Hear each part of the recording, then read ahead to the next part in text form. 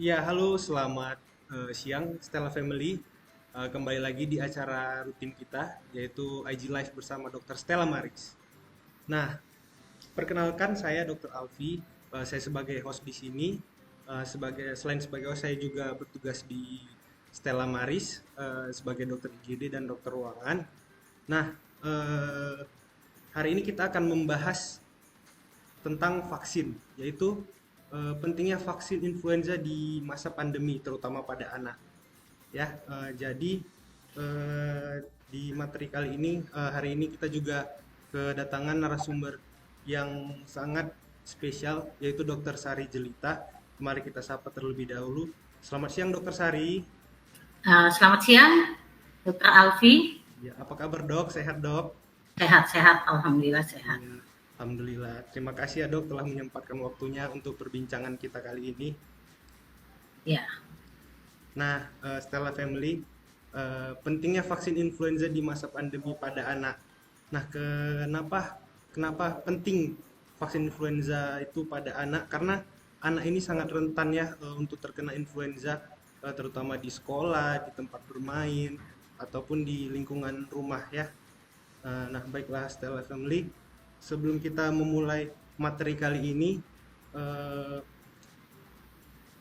kita kenali terlebih dahulu Dokter Sari ini. Dokter Sari ini merupakan dokter spesialis anak yang berpraktik di rumah sakit ibu dan anak kita, yaitu Rumah Sakit Stella Maris, yang dimana beliau ini tamatan dari Fakultas Kedokteran Sriwijaya Palembang ya, di 2001 kedokterannya, kedokteran umumnya, dan melanjutkan di eh, ke spesialis anaknya di Fakultas Kedokteran Sriwijaya juga Palembang, bagian anak di sampai tahun 2007, di mana sekarang beliau udah berpengalaman kurang lebih 18 tahun ya dok ya, sebagai dokter praktisi klinisi anak ya dok ya. Baiklah, oke. Nah, ada juga beberapa beberapa akun yang saya akan bagikan itu, di mana ada kenapa harus vaksin, di add kenapa harus vaksin Instagram yang perlu moms and dads juga follow, karena banyak di sana banyak konten-konten edukatif ya mengenai vaksin. Oke, kalau gitu kita mulai aja langsung materi dari Dokter Sari mengenai topik kita hari ini. Boleh dimulai dokter, silakan dokter. ya selamat siang. Halo Stella Family semuanya, Mom and Dad dimanapun berada. Perkenalkan saya Dr. Sari Jelita, spesialis anak. Jadi pada siang hari ini kita akan sharing sedikit ya mengenai vaksin influenza, pentingnya vaksin influenza di masa pandemi ini. Di dalam praktek sering sekali saya mendapatkan pertanyaan ya, dok, vaksin influenza itu penting apa enggak sih dok? Atau dok, kalau sudah vaksin influenza masih perlu nggak vaksin COVID? Atau kebalikannya, dok anak saya udah vaksin COVID nih, nggak perlu lagi ya vaksin influenza? Nah, pertanyaan dan pernyataan yang seperti itu sering sekali saya jumpain ya di praktek saya. Jadi mudah-mudahan nanti setelah ini pertanyaan-pertanyaan tersebut bisa terjawab ya. Dan mungkin masih ada pertanyaan yang lainnya nanti, kita nanti ada sesi tanya jawabnya. Oke, saya mulai saja ya. Pentingnya vaksin influenza untuk anak di masa pandemi.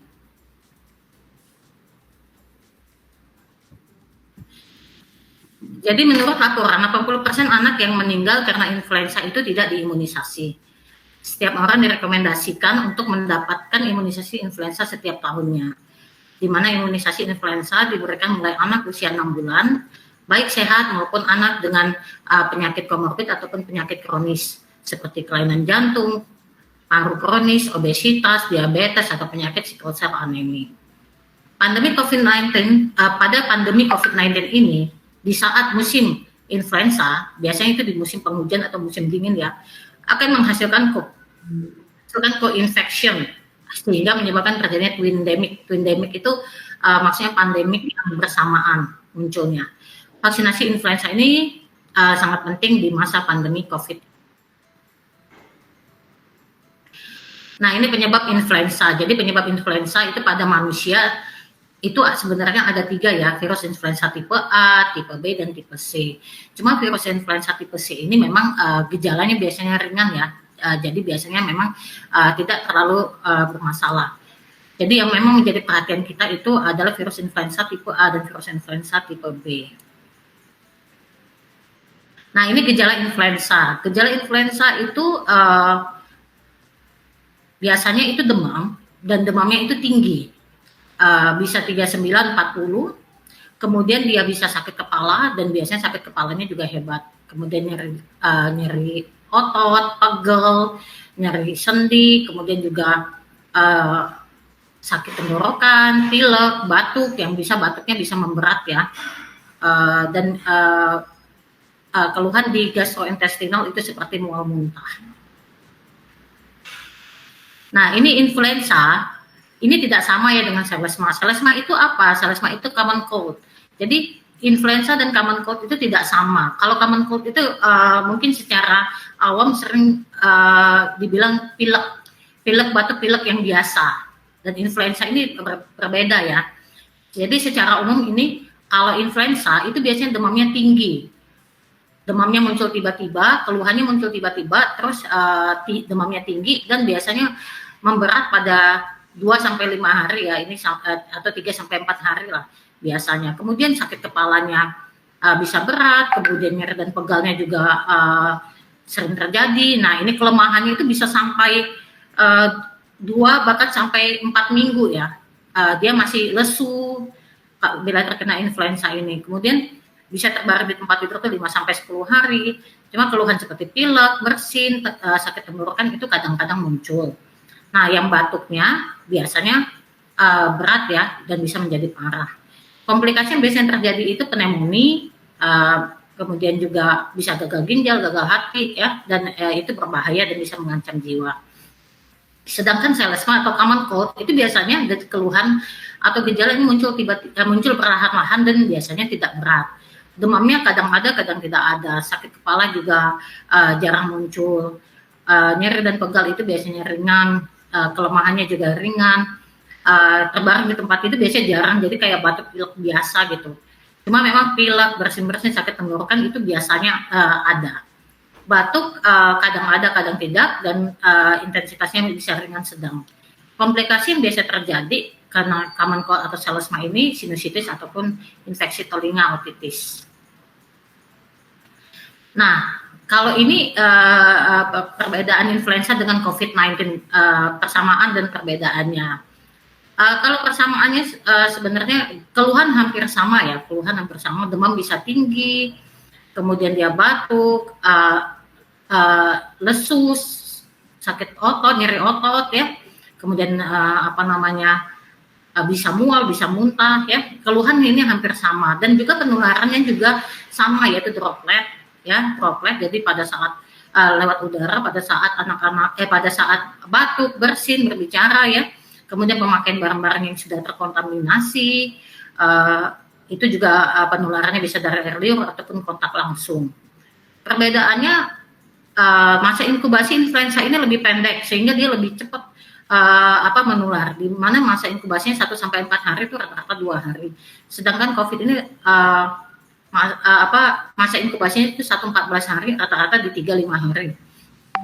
Kemudian yang jelas penyebabnya berbeda. Kalau influenza ya penyebabnya virus influenza, kalau COVID-19 penyebabnya virus SARS-CoV-2. Kemudian komplikasi kalau COVID ini komplikasinya gejalanya lebih berat dan komplikasinya juga lebih berat ya. Walaupun sebenarnya influenza juga berat, tapi dia lebih berat dibandingkan influenza. Kemudian kalau pencegahannya ya salah satunya influenza ini dengan pemberian vaksin influenza. Kalau COVID ini pemberian vaksin COVID dan juga isolasi. Co-infection COVID-19 dan influenza. Co-infection adalah infeksi secara bersamaan virus SARS-CoV sebagai penyebab COVID dan virus influenza. Di mana kejadian virus influenza co-infection dengan COVID ini sebesar 4,5% di Asia dan 0,4% di Amerika Serikat. Co-infection ini lebih sering terjadi pada kelompok-kelompok yang beresiko, pada lansia, pada orang dengan penyakit-penyakit kronis atau komorbid. Kemudian influenza dan yang co-infection dengan COVID ini mengakibatkan peradangan yang lebih berat dan akan lebih lama penyakitnya. Ini dampak influenza. Di sini bisa kita lihat ya, gejala biasanya dirasakan itu bisa sampai 11 hari. Kalau kelemahan bisa sampai 1 bulan ya. Kebanyakan dia bed rest 3-4 hari, tidak masuk kerja di 1-6 hari. Kalau anak-anak tidak masuk sekolah itu bisa sampai 4-5 hari. Setiap tahun di seluruh dunia itu ada 3 sampai dengan 5 juta kasus berat, di mana 290.000 sampai dengan 650.000 kematian per tahunnya. Komplikasi influenza pada anak, di mana demamnya biasanya lebih tinggi, kemudian bisa infeksi pada hidung, sinusitis, menyebabkan komplikasi pada telinga tengah, otitis, dan juga di saluran pencernaan ya, gastroenteritis. Kemudian bisa komplikasi ke bronkiolitis, saluran pernafasan, laringotracheobronchitis, juga bisa radang otot, myositis, dan pneumonia. Kemudian delirium dan sakit kepala yang hebat itu juga sering terjadi. Rawatan dan kematian karena virus influenza. Ini data di Bangladesh tahun 2003 sampai 2007 didapatkan 13,5% pneumonia pada anak-anak itu ternyata positif influenza. Di Thailand data tahun 2003 sampai 2008 paling sedikit 10% dari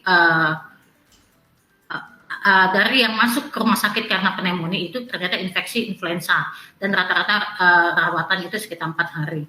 Di Thailand juga influenza musiman itu diidentifikasi sekitar 18% dari yang dicurigai flu burung dengan kasus flu burung dengan 22 kematian, 35% di antaranya itu dikonfirmasi dengan pneumonia.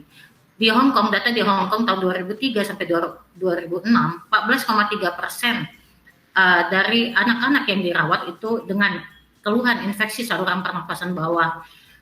Dengan infeksi saluran pernapasan bawah itu ternyata dia positif influenza, dan rata-rata biaya yang dikeluarkan itu 1.217 US dollar, dan rata-rata 5 hari tidak masuk sekolah. Di Laos selama tahun 2008 12,7% pasien pneumonia yang dirawat itu ternyata positif influenza, dan data di Indonesia sendiri tahun 2013 didapatkan 32% dari anak-anak yang berobat jalan dengan keluhan seperti influenza itu ternyata memang positif influenza, dan 15% dari yang dirawat inap dengan keluhan infeksi saluran pernafasan yang berat itu ternyata positif influenza. Cara penularannya ini melalui droplet ya, lewat bersin, batuk, berbicara, lewat aerosol, dan kontak langsung dengan cairan saluran pernafasan orang yang terinfeksi. Penularan influenza ini sangat cepat, di mana ditularkan itu 1 hari sebelum munculnya gejala dan bisa sampai 5 hari setelah munculnya gejala. Pengobatannya sebenarnya karena ini infeksi virus, pengobatannya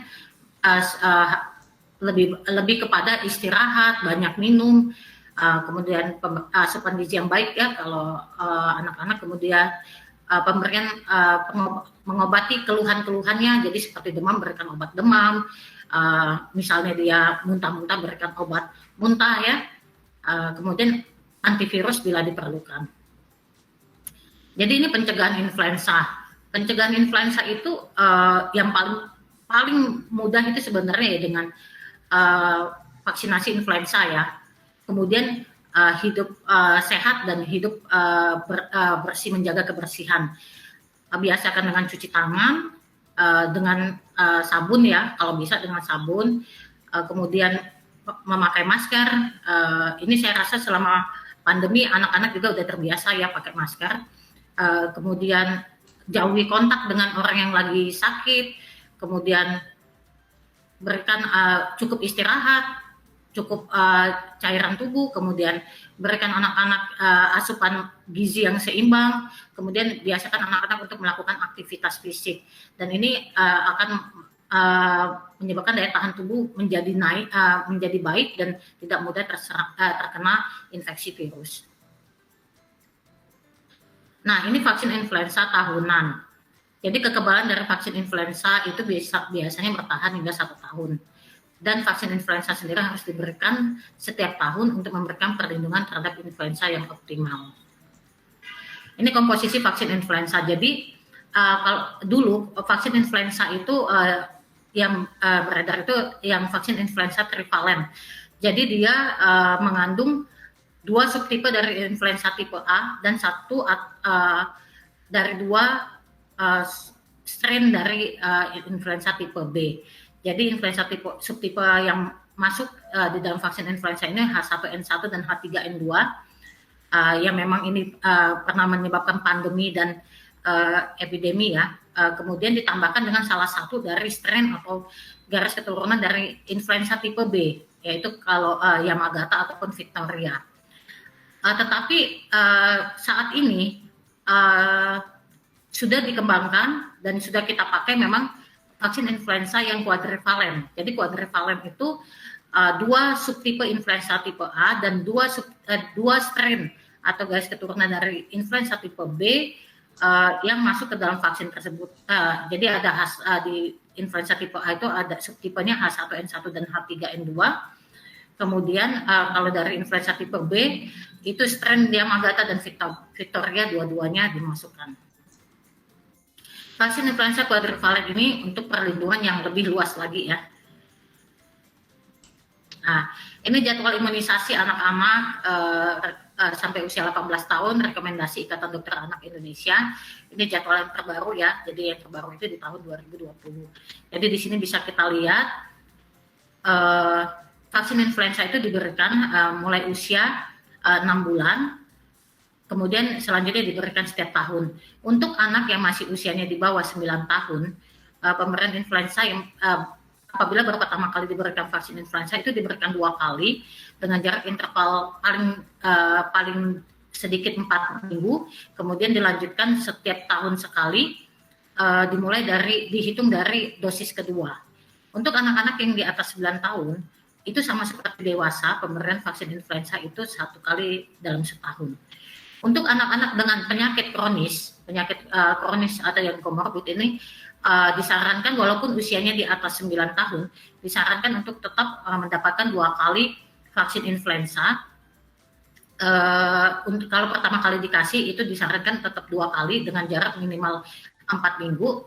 Selanjutnya itu setiap 1 tahun sekali ya, dihitung dari dosis yang kedua. Nah, manfaat imunisasi influenza ini sendiri bisa menghindarkan dari, yang jelas bisa menghindarkan dari sakit influenza, mencegah perawatan di rumah sakit, melindungi orang yang rentan, anak-anak yang rentan yang berpenyakit kronis, juga bisa untuk ibu hamil, dan setelah melahirkan dapat melindungi bayinya 4-6 bulan. Kemudian juga melindungi anak-anak terhadap sakit influenza yang berat dan kematian, juga melindungi diri sendiri dan orang di sekitarnya. Vaksinasi influenza sendiri ini sangat penting saat pandemi, di mana bisa mencegah sakit berat dan sampai meninggal, melindungi orang yang rentan di komunitas. Jadi ada kelompok-kelompok yang beresiko ya untuk terkena influenza, itu salah satunya itu anak-anak. Ini anak-anak sangat rentan ya untuk terkena influenza. Mencegah tertular COVID dan influenza pada saat bersamaan, mengurangi beban sistem pelayanan kesehatan, dan vaksin influenza sendiri ini tidak mahal harganya. Prioritas yang diberikan vaksinasi influenza ini petugas kesehatan, orang di atas usia 50 tahun, ibu hamil, kemudian ini penderita penyakit kronis ya, seperti HIV, kemudian penyakit diabetes, hipertensi, asma, penyakit jantung, dan yang menderita kanker, kemudian anak-anak balita, terutama di usia 6 bulan sampai 2 tahun. Nah, yang tidak dianjurkan vaksinasi influenza, ini bila pada suntikan influenza sebelumnya ada efek samping yang berat, bila ada alergi telur yang berat, bila alergi terhadap merkuri, pada penderita penyakit sindrom Guillain-Barré, dan pada saat mau imunisasi itu pasiennya demam. Berdasarkan data WHO, mengapa kita perlu takut dengan influenza?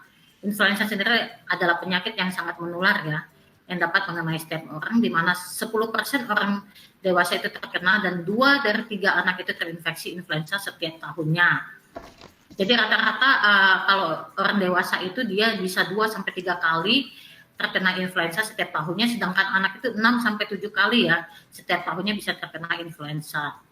Kemudian terdapat 3 sampai 5 juta kasus influenza berat di seluruh dunia setiap tahunnya, dan kematian itu 250.000 sampai 650.000 setiap tahunnya.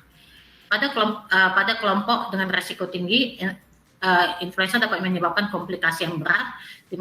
Siapa saja kelompok risiko tinggi itu, yaitu lansia di atas 65 tahun, anak-anak, dan orang dengan penyakit kronis maupun anak-anak dengan sistem imun yang rendah.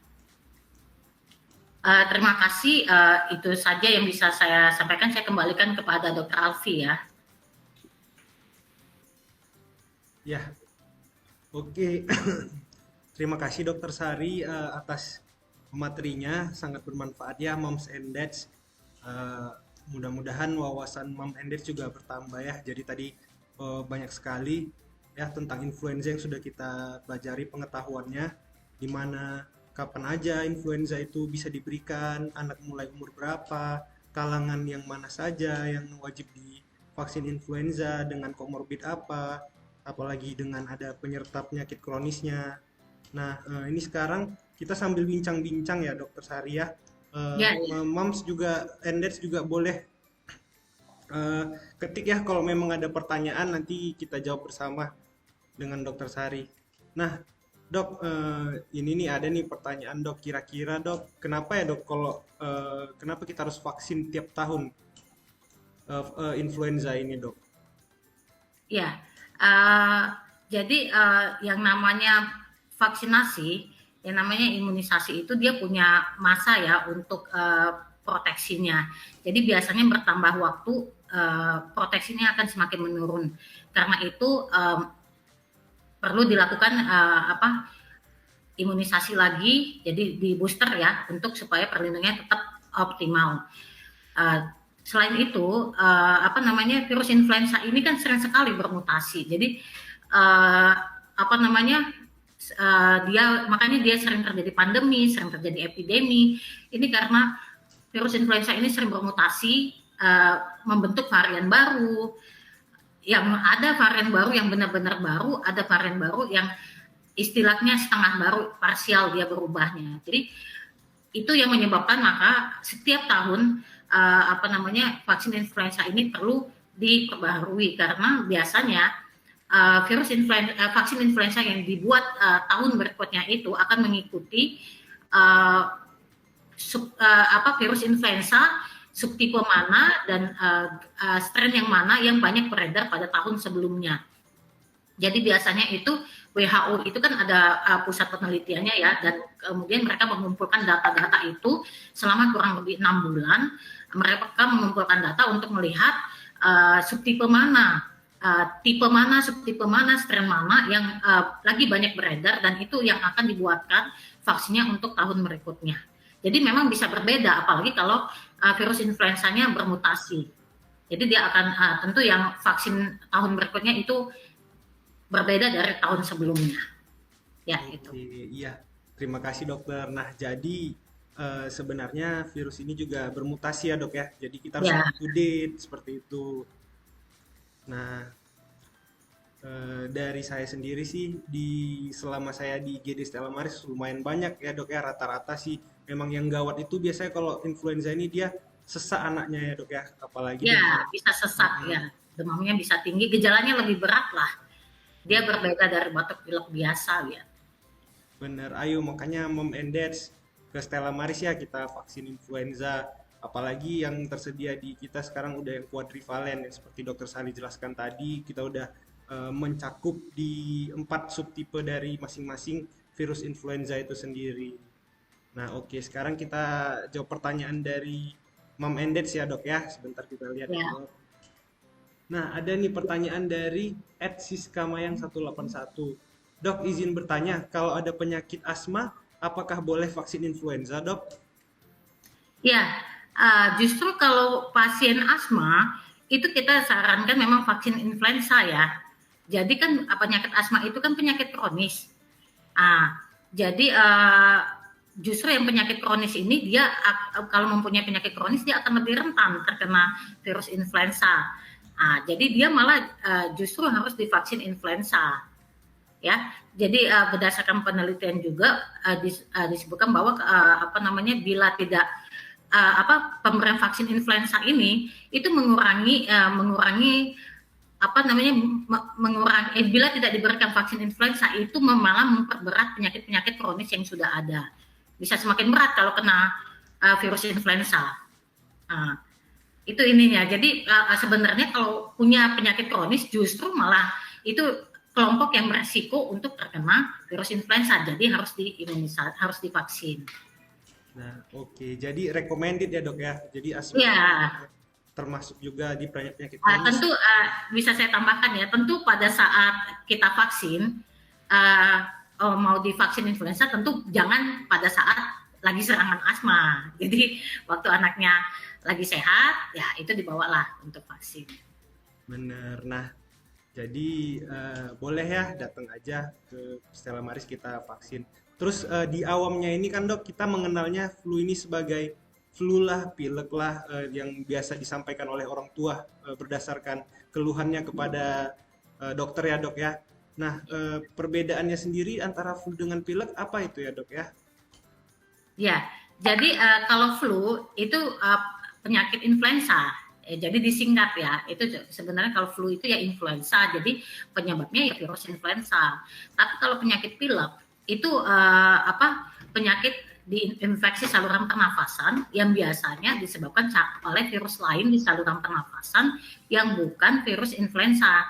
Jadi di saluran pernafasan kita ini bisa banyak ya infeksi virus. Jadi banyak sekali virus di saluran pernafasan. Jadi ada rhinovirus, ada enterovirus, ada coronavirus, ada parainfluenza virus. Jadi yang dikatakan pilek ini sebenarnya infeksi virus di saluran pernafasan yang biasanya disebabkan oleh rhinovirus kebanyakan. Bisa juga oleh virus lain, tapi itu selain virus influenza.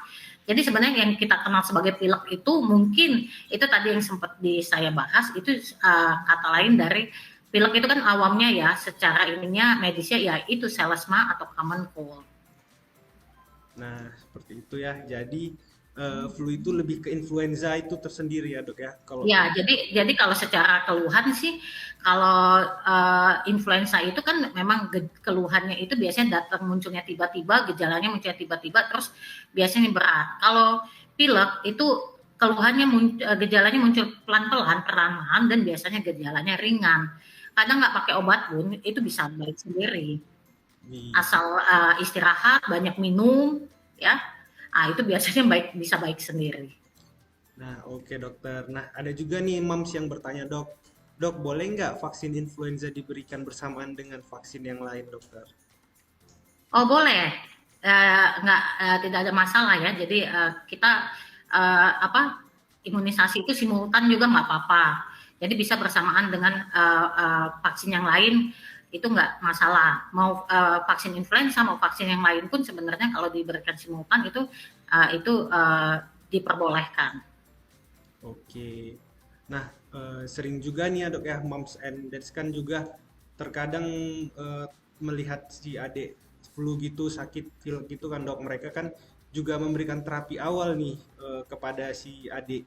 Nah, apabila kita kena flu itu Dok, perlu nggak diberikan antibiotik atau antivirus dokter? Nah, jadi seperti ini, influenza itu infeksi di saluran pernapasan kan karena virus influenza. Jadi yang namanya penyakit virus itu tidak diobati dengan antibiotik. Jadi antibiotik itu untuk mengobati infeksi kuman atau bakteri. Jadi untuk influenza ini bisa diberikan antivirus bila gejalanya berat.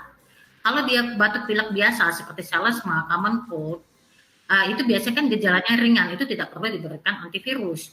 Cukup dengan istirahat, banyak minum, kemudian berikan anak-anak asupan gizi yang baik, kemudian obatin keluhan-keluhannya seperti misalnya demamnya, batuknya, pileknya.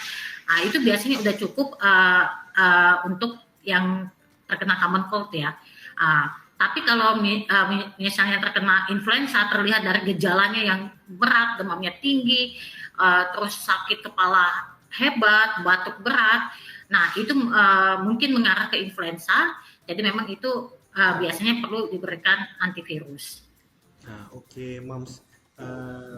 Begitulah kira-kira penjelasan dari Dokter Sari.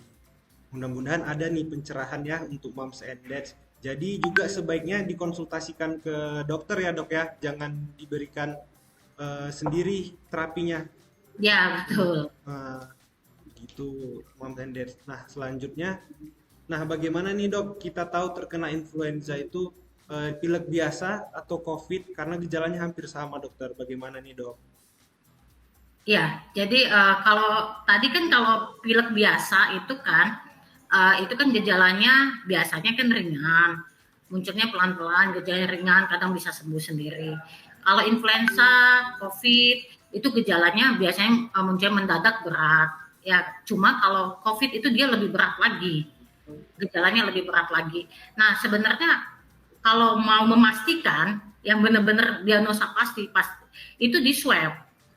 Kita swab, karena kita lagi masa pandemi, ini untuk swab COVID ini di mana-mana udah ada ya.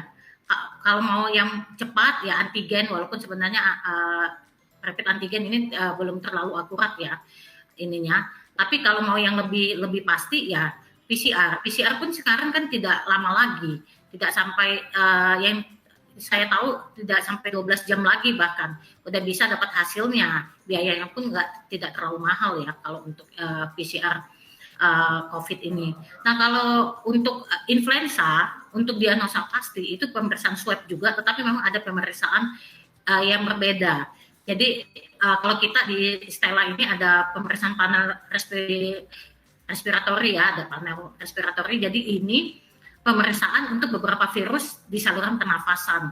Jadi di situ nanti bisa terlihat mana yang terdeteksi apakah itu influenza tipe A, apakah influenza tipe B, atau kayak rhinovirus, enterovirus, parainfluenza, sampai SARS-CoV pun sebenarnya bisa terdetek di panel RSV ini. Ini pemeriksaan hasilnya itu keluar kurang lebih 24 jam. Nah, iya, jadi screening itu penting juga ya dok ya. Ya, betul. Benar, jadi setelah kita screening, kita juga berkonsultasi dengan praktisi atau klinisi, itu sangat membantu untuk dokter atau praktisi memberikan terapi untuk si adik ya. Jadi moms and dads nggak perlu khawatir, nggak perlu cemas lagi karena alurnya itu sebenarnya sudah ada ya, dan mom and dads nggak perlu panik. Oke, selanjutnya ada lagi nih dok, kenapa flu sering muncul saat musim hujan nih dok? Nah ini sering juga jadi pertanyaan dokter. Iya, jadi influenza sering munculnya di musim penghujan. Kalau di luar negeri itu di musim dingin. Nah, malah di luar negeri itu kan pada saat musim dingin itu influenza itu termasuk penyakit yang ditakuti. Jadi biasanya sebelum memasuki musim dingin banyak warga yang di luar di negara yang ada musim dingin itu sebelum masuk musim dingin itu mereka berbondong-bondong untuk vaksin influenza sebelum masuk, karena kan itu bulannya udah tahu ya, musim-musimnya udah tahu, jadi sebelum masuk itu musim dingin biasanya mereka udah vaksin influenza. Jadi kenapa dia sering muncul di musim dingin atau musim penghujan ini berhubungan dengan virus influenza ini, dia bisa berkembang dengan baik, berkembang biak dengan baik itu di saat suhu yang rendah. Jadi memang semakin rendah suhunya, itu virus influenza semakin cepat berkembang. Jadi biasanya di bawah minus 0 derajat itu dia sangat cepat berkembang.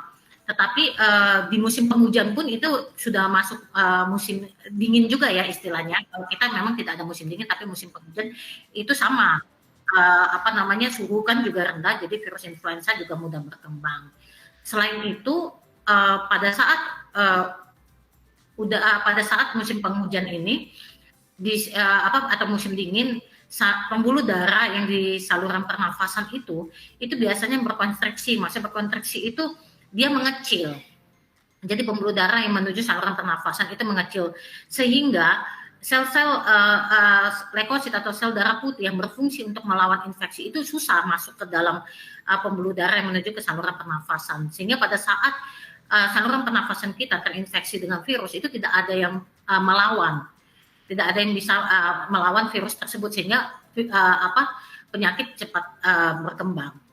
Virusnya masuk dan muncullah penyakitnya karena tidak ada perlawanan ya di saluran pernafasan tersebut. Iya, terima kasih dok. Jadi cuaca dingin atau suhu rendah itu bisa jadi trigger juga ya dok ya, atau pencetus ya Ya, dok ya. ya, Ya, jadi apalagi sekarang memang lagi musim hujan ya, ya dok ya, makin harusnya kita eh, vaksin ya dok ya. ya, makin menggencarkan vaksin influenzanya. Bener. Oke, nah ada juga nih dok dari moms-moms yang masih baru punya baby bertanya nih, dok perlu nggak dok bayi vaksin influenza dokter? Ya perlu sekali. Jadi justru karena bayi ini kan anak-anak dan bayi ini kan kelompok yang sangat beresiko ya terkena influenza ya. Jadi memang karena masih bayi dan masih anak-anak tentu daya tahannya kan masih belum baik. Jadi dia masih mudah terkena penyakit. Nah, karena itu memang direkomendasikan untuk memberikan vaksin influenza ini mulai usia 6 bulan. Oke, jadi dari usia 6 bulan sebenarnya udah bisa dilakukan vaksin influenza itu tersendiri ya dok ya, dari ke anak kita ya dok. Iya, iya. Dimungkinkan mungkin kalau di bawah 6 bulan kan anak-anak ini kan atau bayi ini kan biasanya kalau di bawah 6 bulan masih mendapatkan antibodi dari orang tuanya, dari ibunya. Jadi masih terlindungi biasanya dia. Apalagi kalau ibunya itu vaksin influenza ya, jadi antibodinya itu masih ada dengan dia. Jadi mungkin masih terlindungi dengan influenza, tetapi setelah 6 bulan biasanya antibodi yang diturunkan yang didapat dari ibu itu biasanya udah menghilang. Jadi di situ mulai diberikan vaksin influenza. Iya, moms. Jadi baby juga dalam masa pertumbuhan perkembangan juga imunnya tersendiri itu ya dok ya. Jadi masih butuh Ya, bantuan, apalagi vaksin sih dia memang pilihan terbaik untuk pencegahan di influenza ini. Nah, tadi kita udah cerita tentang apa aja yang men-triggernya, bagaimana apa aja indikasi untuk vaksin dari influenza itu sendiri. Nah, sekarang bagi tips dong dok untuk mencegah terjadinya penyakit influenza itu sendiri dok. Selain selain itu apa ya dok lifestyle-nya biar kita tuh lebih kuat imun kita dalam mencegah influenza dokter. ya. Jadi tips ya kalau ini buat anak-anak ya terutama yang jelas supaya anak-anak tidak terkena influenza itu yang pertama tuh vaksin influenza. Nah, jadi vaksin influenza ini sangat proteksinya sangat tinggi ya dan proteksinya sangat baik untuk melindungi dari penyakit influenza. Kemudian biasakan anak-anak ini untuk menjaga kebersihan. Jadi ajari anak untuk cuci tangan, ya kalau bisa sih sebenarnya pakai sabun di air yang mengalir. Kalau misalnya lagi di luar tidak ada sabun, tidak ada air, boleh pakai hand sanitizer. Kemudian ajari anak untuk memakai masker, ya. Kalau saya rasa ini selama pandemi mungkin sudah terbiasa anak-anak ya memakai masker. Jadi itu untuk melindungi dia dari penyakit-penyakit menular lain ya yang didapat dari udara, dari droplet ya. Kemudian jauhi kontak dengan yang sakit. Jadi kalau ada yang sakit, misalnya nih ada yang sakit saudaranya atau sepupunya, kalau bisa sih dipisah. Itu kalau bisa ya lebih baik dipisah karena ini sangat cepat menular. Kemudian anak-anak jangan berikan barang atau mainan yang dipakai bersama karena ini sangat cepat nih penularannya dari barang-barang yang terkontaminasi. Jadi yang satu punya yang punya mainan ini lagi batuk-batuk, ya kan, droplet, ya, air liurnya misalnya jatuh ke mainan, terus dipakai sama saudara yang lain, nah itu udah cepat menular. Selain itu juga seperti gelas, sendok, piring ya, jangan bersamaan. Sedotan itu jangan bersamaan. Ajarin anak juga jangan terbiasa mengusap-ngusap mata, hidung, mulut ya kalau belum cuci tangan. Nah, lifestyle ya, gaya hidup sehat itu juga harus diajarkan ke anak-anak. Jadi mulai dari harus istirahat yang cukup. Jadi anak diberi tidur siang, biasakan anak tidur siang, tidur malam yang cukup ya. Kemudian berikan banyak minum, kemudian berikan asupan nutrisi yang seimbang, kemudian berikan aktivitas fisik ke anak-anak ya, walaupun olahraga yang tidak terlalu berat sehingga anak-anak bergerak aktif ya. Jadi ini memungkinkan anak-anak ini memiliki daya tahan tubuh yang baik. Jadi mereka tidak mudah terkena penyakit infeksi. Oke, terima kasih dokter. Jadi bersharing mainan itu sama alat-alat yang untuk makan itu juga berpengaruh sangat ya dok ya untuk meningkatkan tertularnya dari flu itu sendiri ya dok ya. Ya, Nah, selanjutnya nih dok, nah kalau misalnya nih anak baru terkena influenza, apakah beberapa saat kemudian bisa tertular kembali dok? Ada nih pertanyaan dok. Kira-kira gimana? iya, bisa. Jadi ini disebabkan karena tadi virus influenza itu tipenya banyak. Virus influenza itu tipenya banyak. Jadi sudah ada beberapa tipe yang paling memberikan keluhan berat itu kan biasanya tipe A dan tipe B. Nah, itu pun dari tipe A, subtipenya pun banyak. Kalau dari yang tipe B, influenza tipe B, strain atau garis keturunannya itu 2, Yamagata sama Victoria. Kalau yang dari subtipe A itu banyak. Cuma memang yang pernah menyebabkan pandemi, epidemi itu H1N1, H3N2. Nah, jadi bisa saja dia terkena misalnya sekarang dia terkena influenza itu tipe A, misalnya yang H1N1. 3 bulan kemudian dia kena lagi. Bisa saja dia kena influenza tipe B. Yang strain Yamagata atau Victoria. 2 bulan kemudian dia kena lagi subtipe A yang H3N2 gitu loh. Ini masih subtipe dan strain yang masih beredar sekarang ya, belum lagi kalau virus influenzanya bermutasi lagi, karena ini memang virus influenza ini sering sekali bermutasi. Jadi bisa saja terbentuk nanti varian yang baru, ya, yang benar-benar baru atau varian parsial. Jadi ya bisa berkali-kali kena. Kalau secara penelitian itu anak-anak itu biasanya kena influenza itu 6-7 kali dalam 1 tahun. Jadi kurang lebih mungkin per 2 bulan sekali bisa terkena. Iya, jadi itu tadi ya dok ya. Makanya memang best choice-nya itu adalah vaksin ya dok ya, bener ya. Iya. Apalagi vaksin di kita tuh udah yang quadrivalen seperti yang dokter Sari jelaskan tadi, udah mencakupi dari 4 strain yang paling sering bermutasi ya dok ya. Iya, betul. Oke. Nah, ada lagi nih dok dari Mams pertanyaannya. Dok, kalau anak flu diterapi uap di rumah dengan air rebusan dicampur minyak kayu putih dikasih ke bayi, boleh nggak itu dok? Ya, itu sebenarnya pengobatan istilah kita secara tradisional ya. Dalam artian seperti ini. Kalau dia kena influenza itu kan memang banyak yang sebagian besar itu berat, tapi ada juga yang influenza yang agak ringan.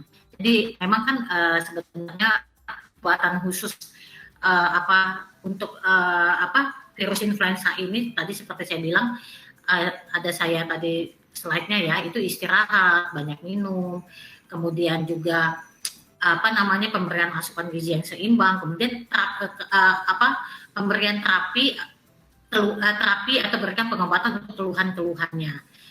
Kalau diberikan antivirus itu jika diperlukan bila keluhannya berat. Jadi kalau yang ringan, misalnya